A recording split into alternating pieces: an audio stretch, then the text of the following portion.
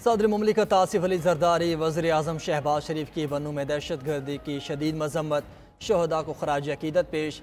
बयान में कहा, हमारे जवानों ने बर वक्त कार्रवाई और जान का नजराना देकर कौम को बड़े नुकसान से बचा लिया।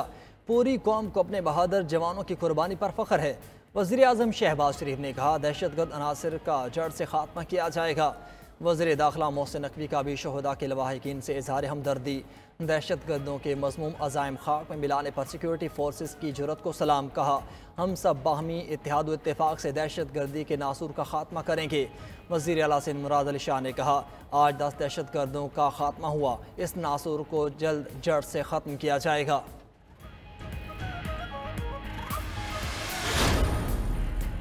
पाकिस्तान में महंगाई की वजह से समाजी तनाव बढ़ने का खदशा, ज्यादा टैक्सीज और तवानाई की कीमतों में मुसलसल एडजस्टमेंट इस्लाहात पर दबाव डाल सकती है। मुश्किल इस्लाहात को नाफिज करने का मजबूत इंतखाबी मैंडेट ना होना खतरात पैदा कर सकता है।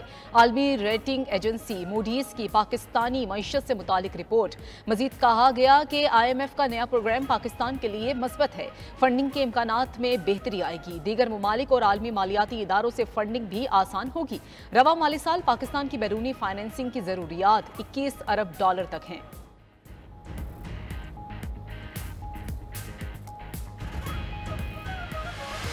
हर 15 दिन के बाद ये लोग पैसे बढ़ाते हैं। हर 15 दिन के बाद क्या हमारी तनख्वाह बढ़ती है? मराहतें बंद करनी चाहिए, कुछ तो फर्क पड़ेगा। ये लोग लेने के लिए निकले अपने पैसों से तो पता चले, इनका तो खर्चा ही नहीं है। हर चीज़ में बिजली की कीमत भी ऐसे करे, कभी ऊपर करे कभी नीचे करे, लॉलीपॉप भी दे रहे लोगों को। गरीबों को इन्होंने तो मार दिया है। इससे अच्छा फिर ये जो महंगाई इतनी कर रहे हैं, इससे अच्छा वैसे ही हमें मार दें, हमें कब्रों में डाल दें। ये जो वादे करते हैं अवाम से वोट लेके सब कुछ भूल जाते हैं। अवाम का बेड़ा गर्क कर दिए इन्होंने। बिजली, पेट्रोल, गैस, हर चीज़ इन्होंने महंगी कर दी है। जो कोई आता है सियासत में वो पहले कुछ और होता है और बाद में कुछ और होता है। बिजली महंगी हुई है, अब पेट्रोल महंगा हो गया, अवाम पे तो दिन ब दिन बोझ बढ़ रहा है।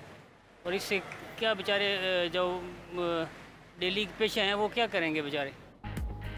हुकूमत ने महंगाई की आग में जलते आवाम पर पेट्रोल छिड़क दिया। पेट्रोलियम मसनूआत 10 रुपये महंगी होने पर आवाम फट पड़े।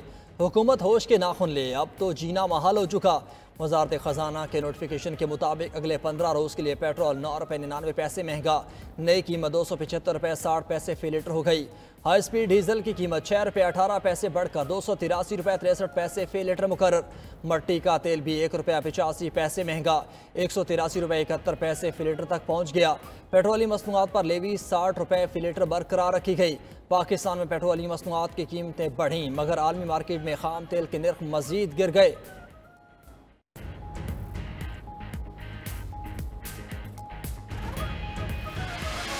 टैक्स लगा दिए गए, लोगों का रुझान वैसे कम हो रहा है क्रिकेट की तरफ, खेलों की तरफ।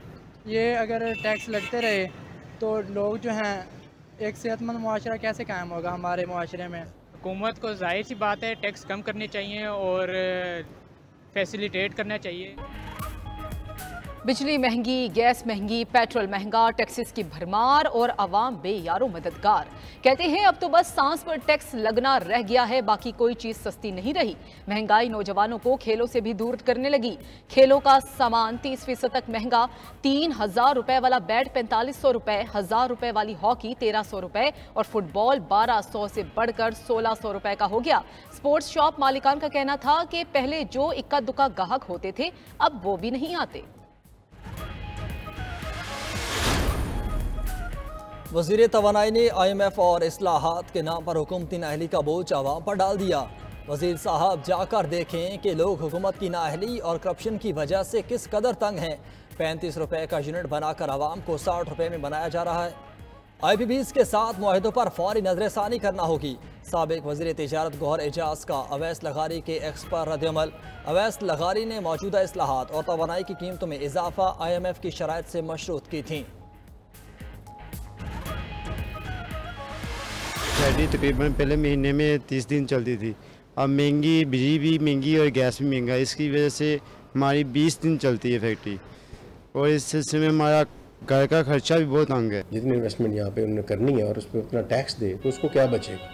तो चीज़ें जब तक यहाँ पे प्रोड्यूस नहीं होंगी, इंपोर्ट कम होगी, रेमिटेंस और एक्सपोर्ट को बढ़ाया जाएगा तो एक ही चांस है IMF से। और गवर्नमेंट गवर्नमेंट अपने एक्सपेंस उसको भी कर्टेल करे। जो पॉलिसी चल रही है वो ऐसी है कि डी इंडस्ट्रियलाइजेशन की है। फैसलाबाद टेक्सटाइल इंडस्ट्री का कब्रिस्तान बनने लगा। 40% इंडस्ट्री बंद, 2 लाख से ज्यादा मजदूर बेरोजगार हो गए। महंगी बिजली और गैस से बेहाल मालिकान फैक्ट्रियों को ताले लगाने लगे। स्पिनिंग, प्रोसेसिंग, होजरी और पावर लूम्स समेत 40% इंडस्ट्री बंद हो चुकी। 50,000 से ज्यादा पावर लूम्स, 80,000 से ज्यादा प्रोसेसिंग मिल्स को भी ताले। रेडीमेड गारमेंट्स तैयार करने वाले होजरी सेक्टर के भी आधे यूनिट्स बंद। उधर बदतरीन महंगाई के बायस मेहनतकश तबका भी मुश्किलात से दो चार।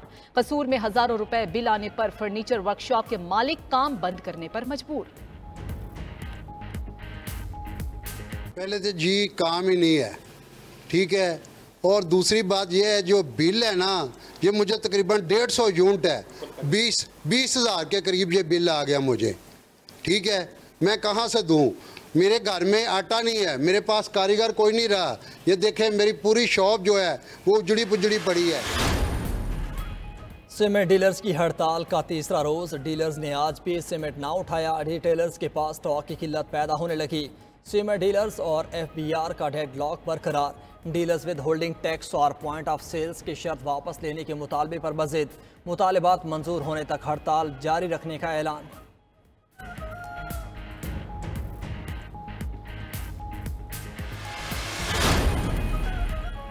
बानी PTI और बुशरा बीबी के खिलाफ तोशाखाना रेफरेंस 2 नैब की अडियाला जेल में दोनों से तफ्तीश। नैब टीम ने गुज़श्ता रोज भी बानी PTI और बुशरा बीबी से 3 घंटे से ज्यादा तफ्तीश की थी। एहतसाब अदालत ने दोनों का 8 रोजा जिस्मानी रिमांड दे रखा है।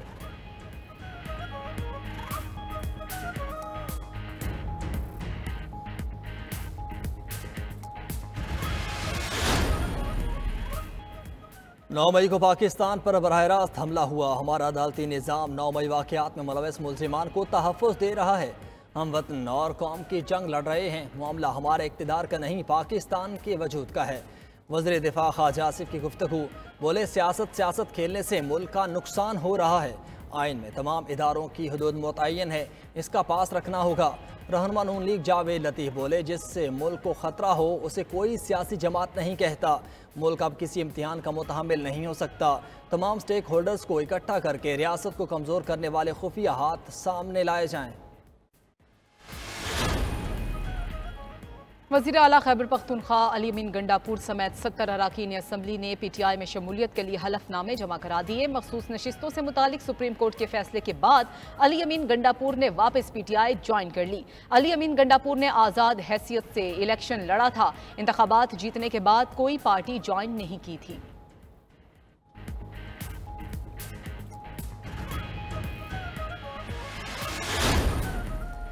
पीपल्स पार्टी का PTI पर मुमकिना पाबंदी के फैसले से इजहार लालमी। रहनुमा पीपल्स पार्टी शरी रहमान कहती हैं सियासी पार्टी पर पाबंदी से किसी चीज़ को रोका नहीं जा सकता।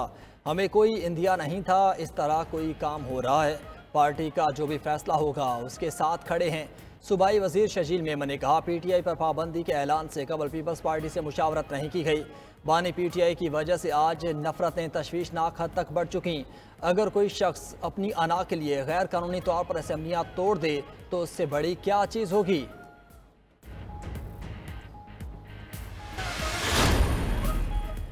अमरीका का पाकिस्तान में सियासी जमात पर पाबंदी के ऐलान पर इज़हार तशवीश। तर्जुमान अमरीकी महकमे खाचा मैथ्यू मिलर का कहना है इस सिलसिले में हुकूमती बयानात देखे हैं।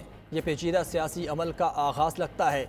किसी सियासी जमात पर पाबंदी लगाना तशवीशनाक बात है।